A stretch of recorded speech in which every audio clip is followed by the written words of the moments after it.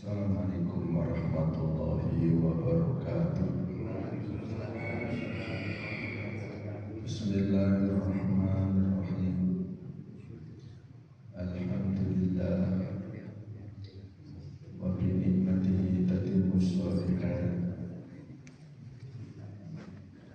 wa bi rahmatihi tatanazzalul khairat wa bi fadlihi tatahaqqaqul maqasid wal ghayat. Asyhadu an la ilaha illallah wahdahu la syarika lah wa asyhadu anna sayyidana wa nabiyyana Muhammadan abduhu wa rasuluh. Allahumma shalli wa sallim wa barik ala sayyidina maulana Muhammad wa ala alihi wa ashabihi wa atba'ihi man kana fil ayyam was-sa'at.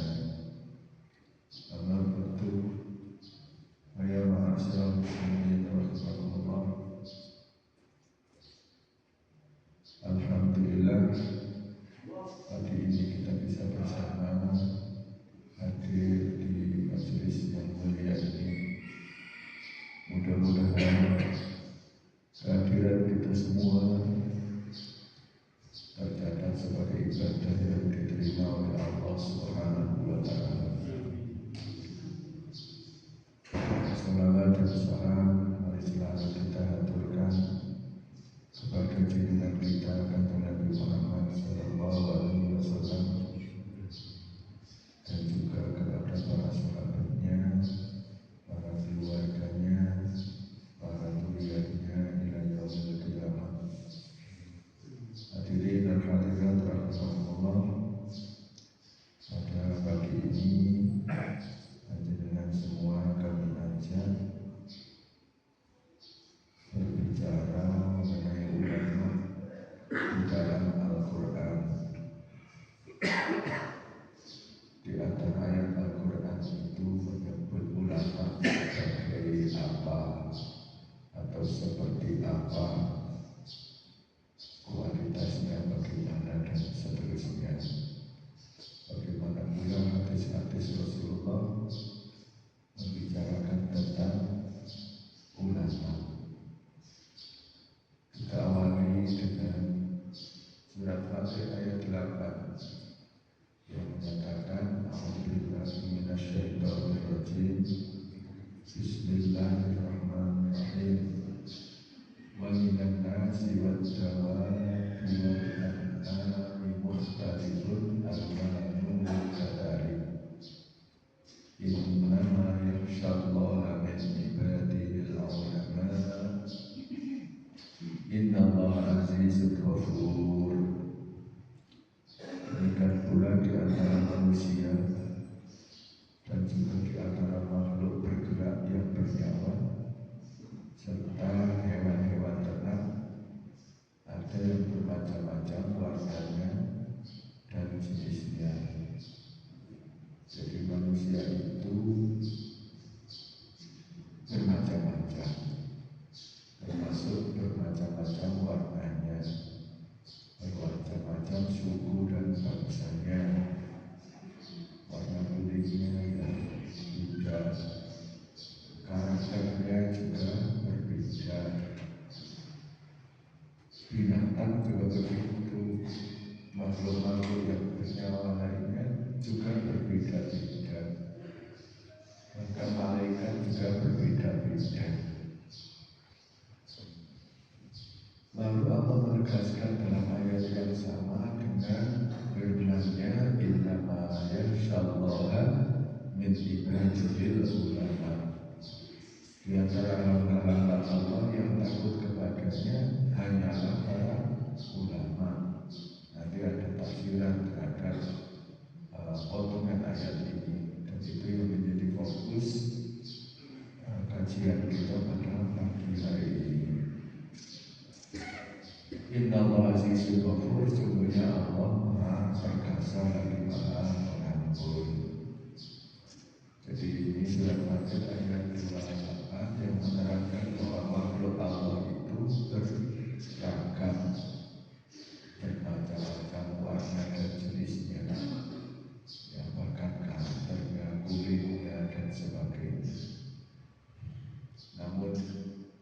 di kelanjutan ayat menyatakan bahwa yang bisa mencapai ketakwaan yang maksimal ternyata adalah para ulama.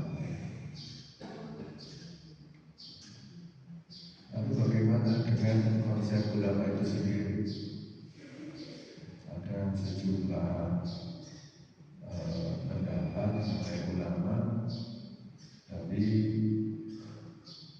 secara bahasa ulama itu berasal dari bahasa Arab, sama dari kata alim. Tapi kita sering mendengarkan sebutan alim ulama, atau ulama yang alim dan sebagainya.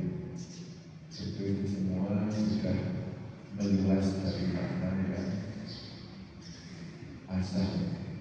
Secara harfiah berarti ulama, secara harfiah berarti orang-orang yang mengetahui atau orang-orang yang memiliki ilmu pengetahuan. Jadi orang-orang yang memiliki ilmu pengetahuan disebut ulama.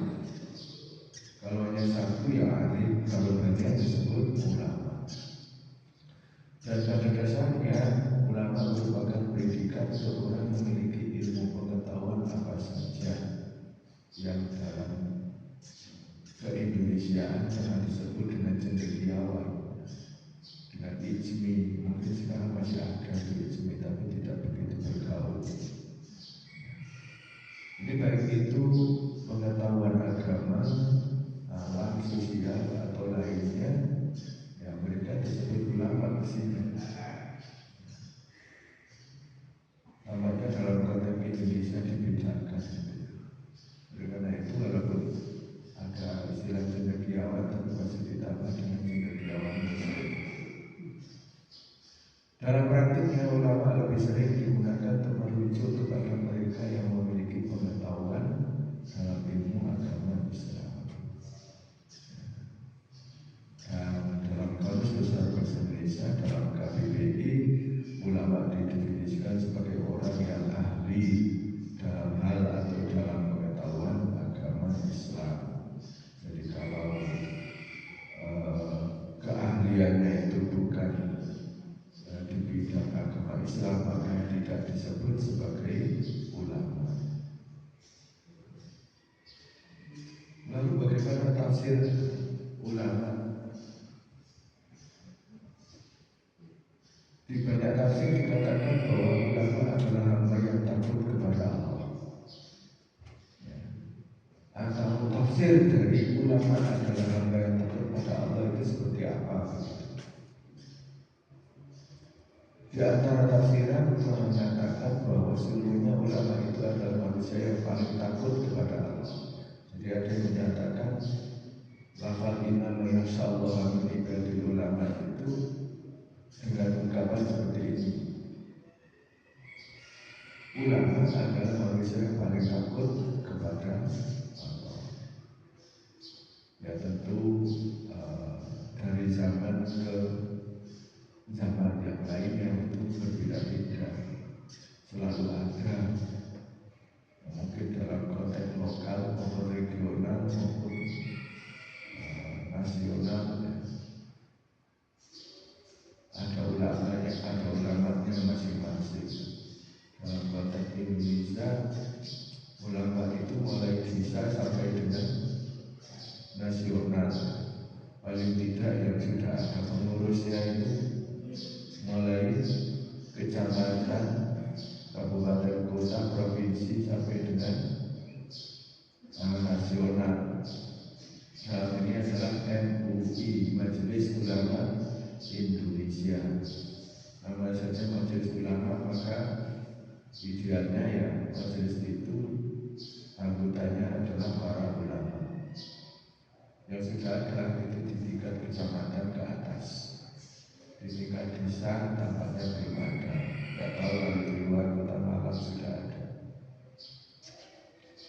Kemudian pengetahuan mereka yang mendalam terhadap sifat dan asma serta keagungan Allah Subhanahu wa Ta'ala menjadikan mereka lebih banyak takutnya kepada Allah daripada orang lain. Lain dari itu juga ilmu yang dikuasai menguasainya, mendorong mereka untuk menambah dan memperkuat ketaatan dan ibadahnya kepada Allah Subhanahu wa Ta'ala. Ini di dalam banyak tafsir disebutkan seperti itu.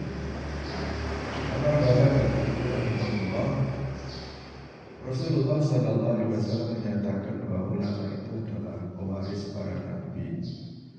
Dalam hadis yang diriwayatkan oleh Abi Dawud dikatakan wa innal ulama warasatul anbiya. Ini dari hadis yang lumayan panjang tetapi dikutip yang secara langsung, secara fokus menceritakan tentang ulama. Wa innal ulama warasatul anbiya wa innal anbiya lam yuwarithu dinaran wala dirhaman. Warasul ilma faman akhadha wa akhadha bi hadin wafirin. Dalam lafal hadis yang lain disebutkan tidak hanya warasul ilma tetapi wa innama warasul ilma faman akhadha wa akhadha bi hadin wafirin. Jadi kadang antara program satu dan yang lain ada sedikit perbedaan. Sesungguhnya ulama adalah pewaris para nabi. Sesungguhnya para nabi tidak mewariskan dinar atau dirham, akan tapi mereka mewariskan ilmu. Maka barang siapa yang mengambil warisan tersebut, mengambil ilmu tersebut, maka dia telah mengambil bagian yang banyak. Jadi warisan para nabi itu ya ilmu, bukan harta benda. Walaupun pernah ada yang terkecoh. Dulu sepeninggal Rasulullah Sallallahu Alaihi Wasallam, Abu Hurairah pernah datang ke pasar Madinah. Jadi pagi-pagi begitu datang ke pasar Madinah. Ternyata masyarakat Madinah kala itu sudah sangat banyak yang nyampe di pasar. Mereka menata dagangannya, membuka lapaknya, menata dagangannya, sekaligus juga mengatur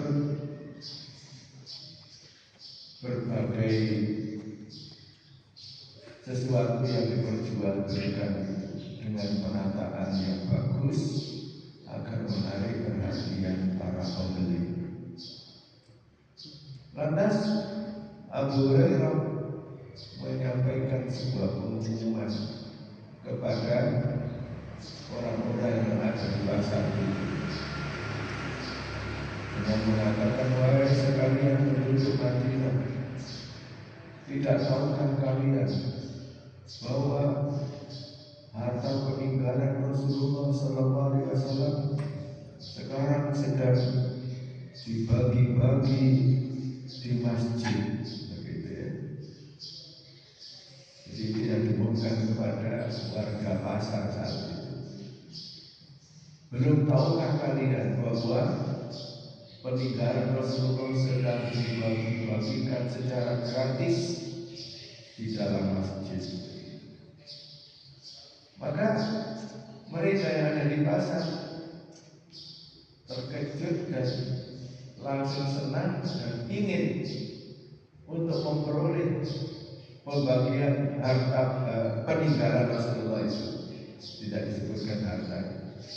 Nah, ternyata apa yang ditemui oleh mereka setelah meninggalkan lapaknya di pasar, mereka berduyun-duyun ke masjid. Ternyata yang ditemukan adalah orang yang sholat sunnah, orang yang mengelompok dalam satu kelompok kecil, ada kelompok agak besar yang lazim disebut mengadakan halaqah, bincang-bincang tentang agama. Ada lagi baca Al-Quran, ada lagi yang baca sholawat, ada yang baca tasbih dan sebagainya. Orang-orang yang meninggalkan lapaknya di pasar itu tidak menjumpai orang yang membagikan harta benda. Tidak ada seorang pun yang melihat itu.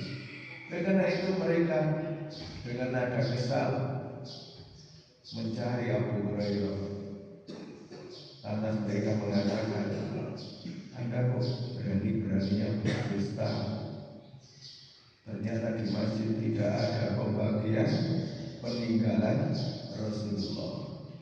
Lantas apa kata Abu Hurairah? Nah, justru yang kalian lihat itu, apa yang kalian lihat di sana? Yang saya lihat itu orang sholat, orang diskusi, orang zikir, orang membaca tasbih dan sebagainya. Lantas Abu Hurairah mengatakan, itulah peninggalan Rasulullah Sallallahu Alaihi Wasallam. Begitu. Allah tidak meninggalkan, Rasulullah tidak meninggalkan dinar maupun dirham, tidak meninggalkan harta apapun. Mungkin kalau orang sekarang yang mengatakan, wah Abu Hurairah ngeprank, begitu kira-kira begitu ya. Tapi sesungguhnya memang Abu Hurairah ingin menunjukkan kepada mereka bahwa sesungguhnya peninggalan Rasulullah adalah hal-hal yang dilakukan oleh umat Islam di dalam masjid tersebut, agar mereka tidak selalu fokus kepada harta. Para hadirin rahimakumullah, karena tingginya status ulama, maka ada hadis yang menyatakan seperti ini,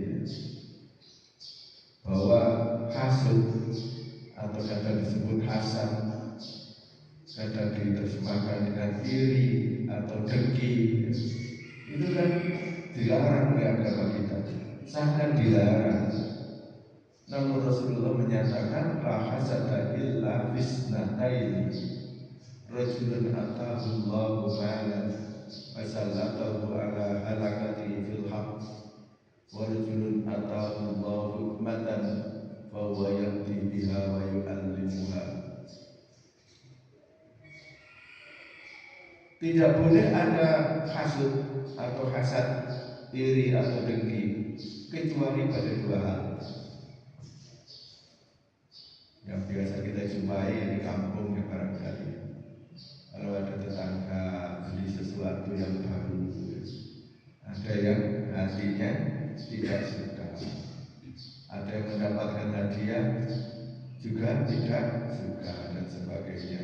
Itu merupakan pertanda ada iri dalam hati. Nah, dua orang yang patut diiri, yang patut kita hasud kepadanya, atau hasud itu ya, kita kan tidak suka orang lain mendapatkan nikmat, orang lain mendapatkan anugerah. Mungkin dalam hati mengatakan, kok dia, kok tidak saya, gitu. Kadang-kadang itu berlanjut, jangan-jangan dia bisa beli seperti itu menang judi, gitu, atau ini dan itu, jadi dengan dugaan-dugaan yang tidak benar. Atau hasud kadang juga dilengkapi dengan su'udzon. Itu bahayanya hasud. Sebaliknya kita harus menyatakan bahwa kalau memang sudah rezeki, walaupun tidak tampak berusaha, dapat saja rezeki itu. Allah yang memberinya.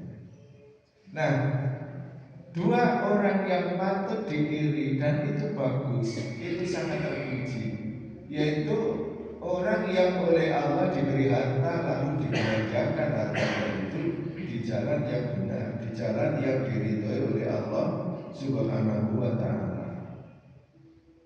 Dan yang kedua adalah orang yang oleh Allah diberi hikmah, diberi ilmu yang bermanfaat, lalu ia mengamalkannya dan mengajarkannya. Kita patut sekali ingin menjadi orang seperti itu.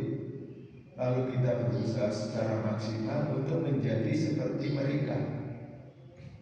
Diberi harta banyak, tapi hartanya digunakan untuk kebajikan, untuk zakat, untuk sedekah, untuk memberi hadiah, untuk menolong orang-orang fakir miskin, dengan cara memberi modal kerja atau meningkatkan pendidikannya dan lain-lain.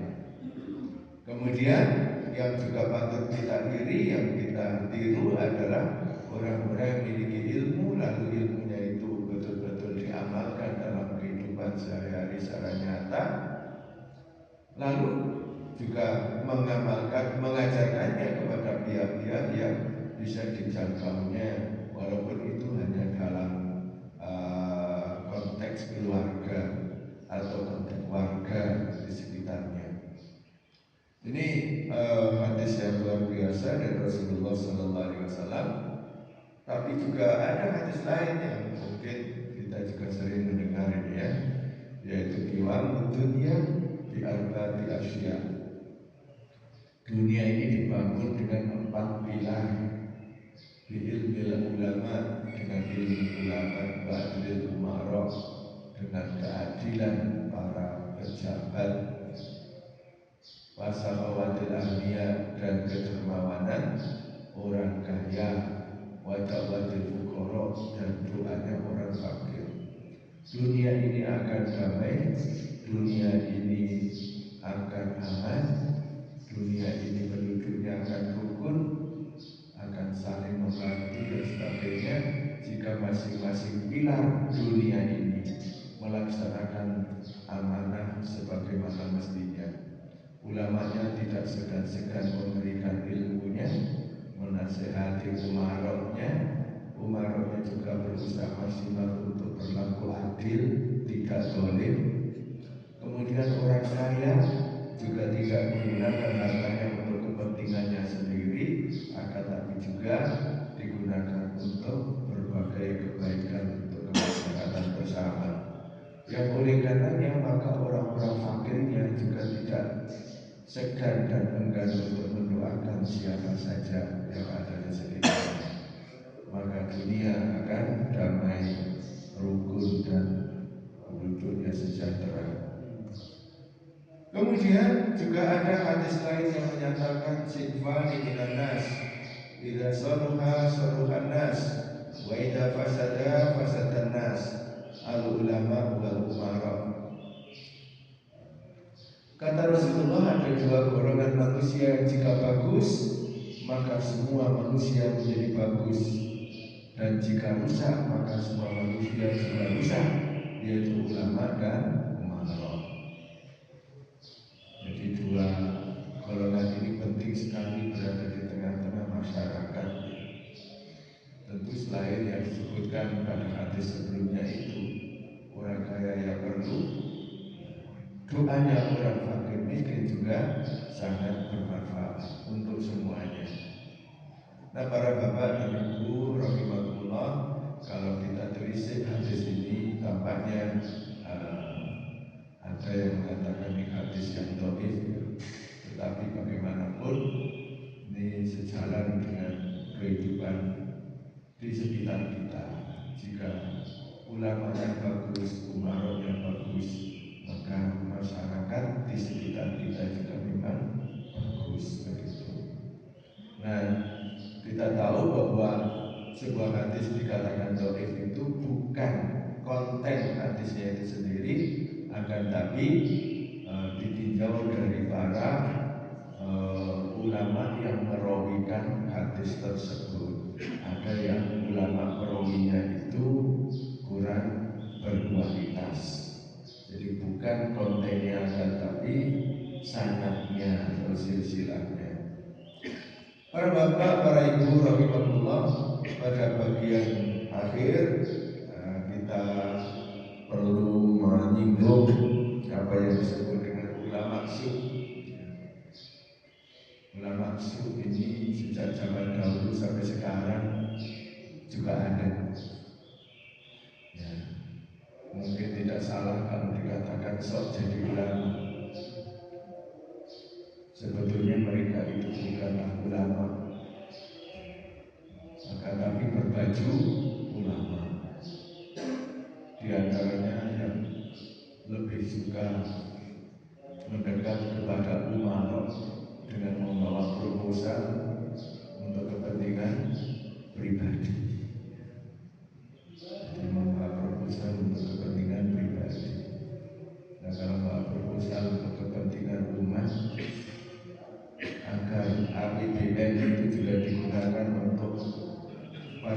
keagamaan dan memang murni untuk itu, bukan untuk pribadi, maka itu baik saja. Agar apa? Agar APBN yang sumbernya dari pajak dan lain-lain itu betul-betul bermanfaat untuk sesuatu yang mulia. Begitu, itu baik. Jadi saya tidak mengatakan bahwa semua orang yang dapat kita sebut sebagai ulama yang mendekat kepada umaro dengan mengajukan proposal itu baik semua, juga jelek semua. Saya tidak mengatakan jelek semua, tidak mengatakan baik semua. Tergantung tujuannya, keinginannya seperti apa begitu. Kemudian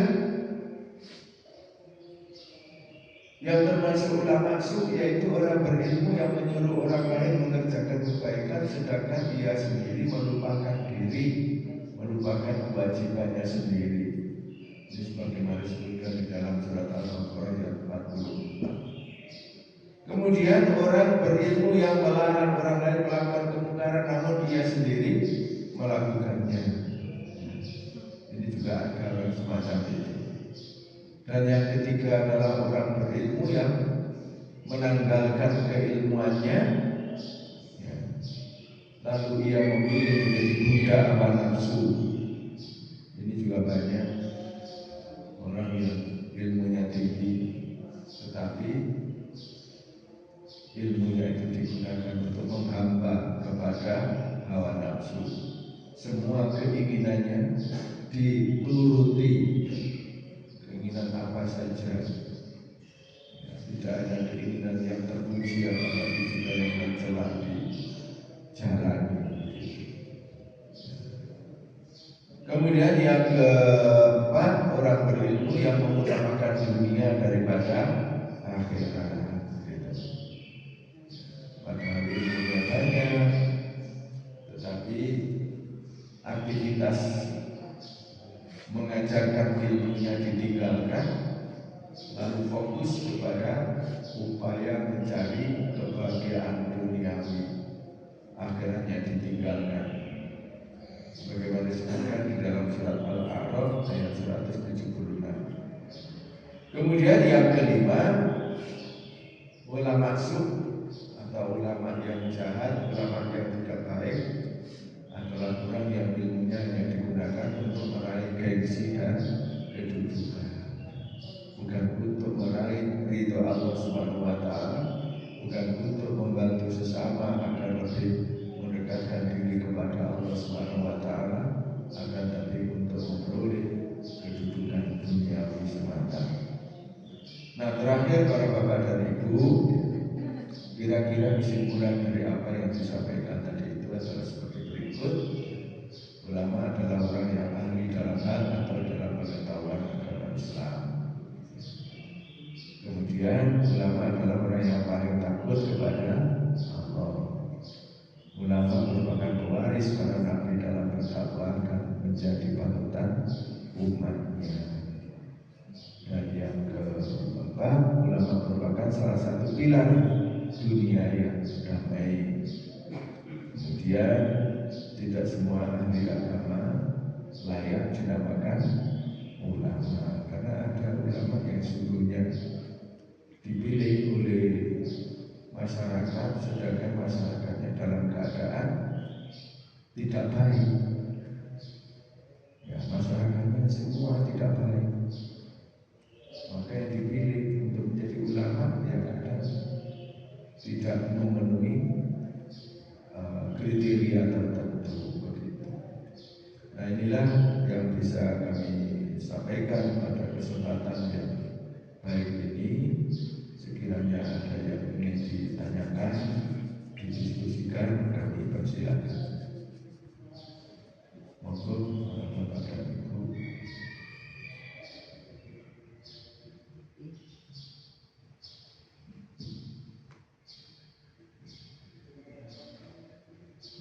Adakah yang bertanya?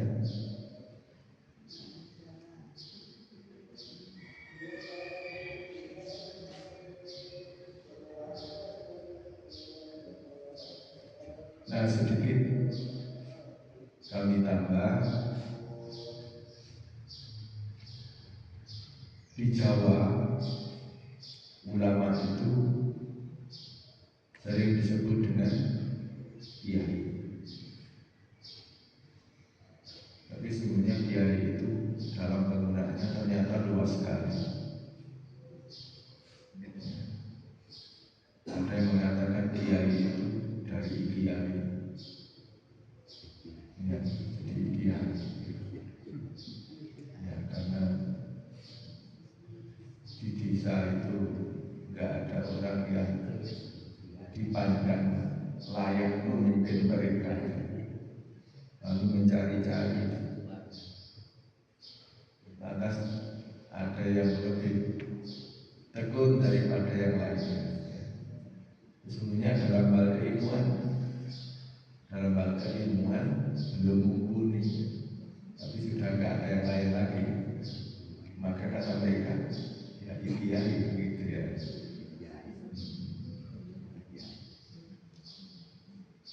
Nah, di Lombok dikatakan tuan guru.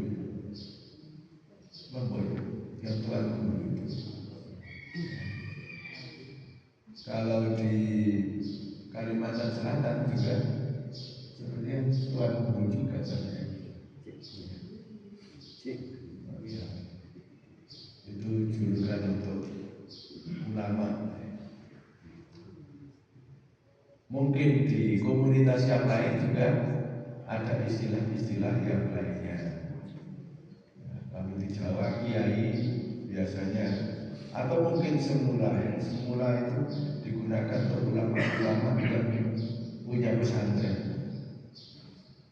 Tapi sekarang juga sudah meluas, tidak hanya yang punya pesantren, yang sering ceramah kadang-kadang disebut seperti itu. Kemudian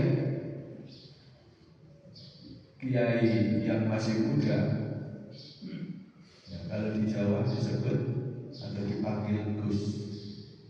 Tapi Gus itu sekarang juga sudah meluas.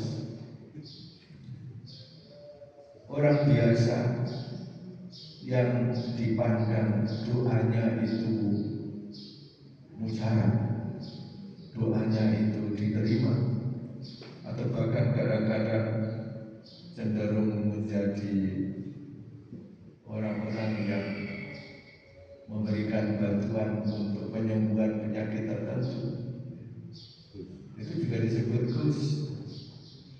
Ya. Walaupun kadang-kadang juga ada kesan menyimpang. Contoh kalau dibilang ada Gus Samsudin, itu kan pernah beritanya begitu viral. Jadi yang model-model seperti itu dikatakan Gus, yang termasuk tampil beda. Saya tidak mengatakan jelek, tapi tampil beda dengan rambutnya yang panjang seperti Gus Muhammad. Nah, itu memang bagus sekali. Tapi memang keturunan seorang kiai juga. Hanya kalau dulu Gus itu untuk yang muda, sekarang sudah tua pun juga ada yang tetap Gus, bahkan sampai meninggal tetap Gus. Ya Gus Dur, ya, Gus Dur tetap Gus sampai meninggal. Ya mestinya kalau sudah tua itu dipanggil kiai. Tapi sepertinya fenomena semacam itu juga terjadi di mana-mana. Bahkan sampai ketua MUI Jawa Timur, Kiai Mutawakil itu ya, di kalangan orang-orang yang seusia dengan beliau masih dipanggil Gus. Ya. Yang memanggil kiai itu hanya yang lebih muda, ya, terutama santri-santri yang tidak tahu masa muda beliau. Jadi ini istilah-istilah di negara kita yang ada hubungannya dengan para ulama. Demikian para bapak dan ibu, monggo kalau ada yang bertanya.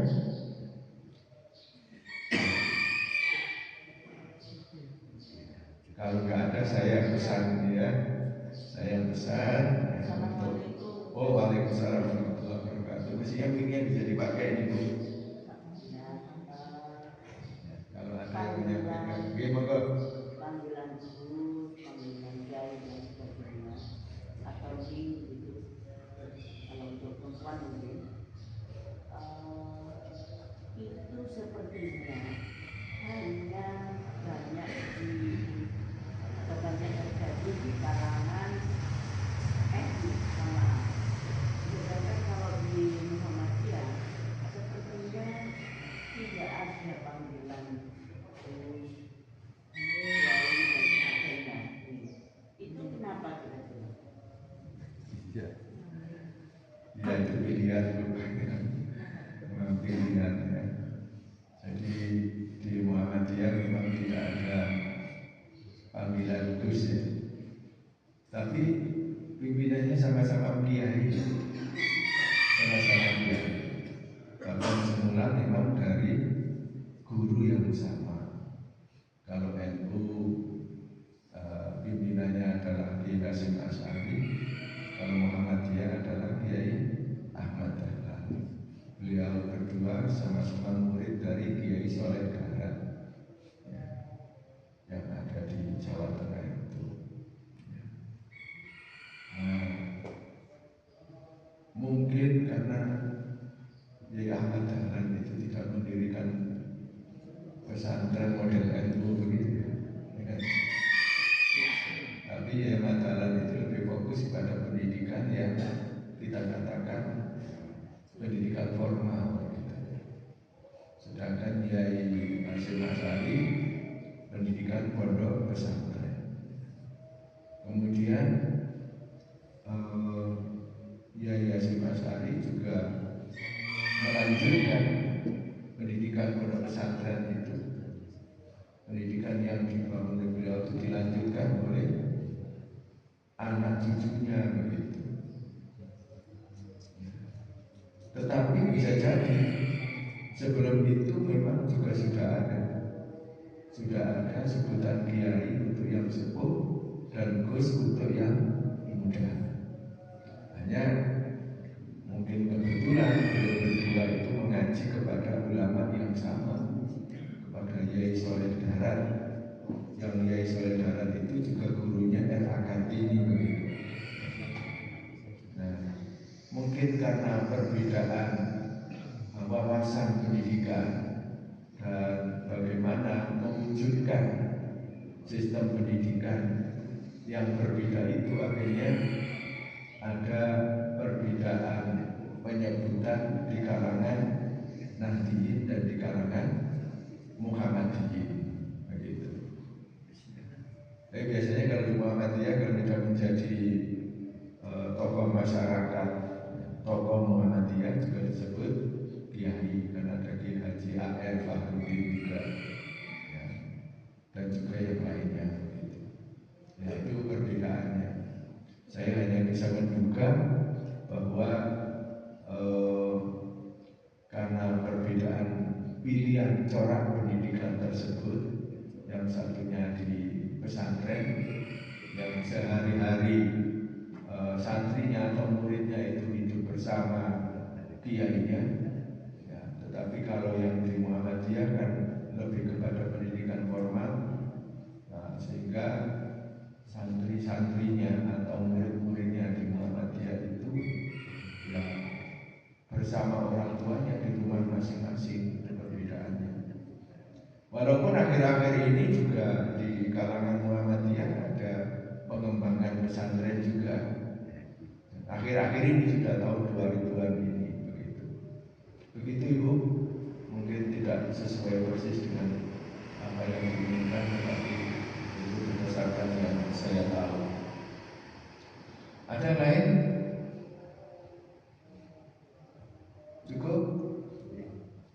Dengan demikian kita bisa akhiri kajian pagi ini, dan untuk ke depan saya akan sangat senang apabila kita membicarakan sesuatu yang dipandang oleh Bapak Ibu sesuatu yang memang perlu kita bicarakan. karena menjadi masalah kita semua. Kurang lebihnya mohon maaf, dan mari kita tutup dengan berdoa bersama. Allahumma sholli ala sayyidina Muhammad wa ala ali sayyidina Muhammad walhamdulillahirabbil alamin. Allahumma anfa'na bima 'allamtana wa 'allimna ma yanfa'una warzuqna ilman nafi'an wa amalan mutaqabbala wa rizqan wasi'an mubaraka. Allahumma inna na'udzubika min ilmin la yanfa' wa qalbin la yakhsha' wa amalin la yanfa' wa ila asma'. Rabbana ighfir lana wa li walidayna wa li masyayikhina wa li asatidatina wa li jami'il mu'minin wal mu'minat wal muslimin wal muslimat ahya'a minhum wal amwat. Rabbana atina fid dunya hasanah wa fil akhirati hasanah wa qina adzabannar wa adkhilna al-jannata ma'al abrar ya aziz ya ghafar ya rabbal alamin. Wa sallallahu ala sayyidina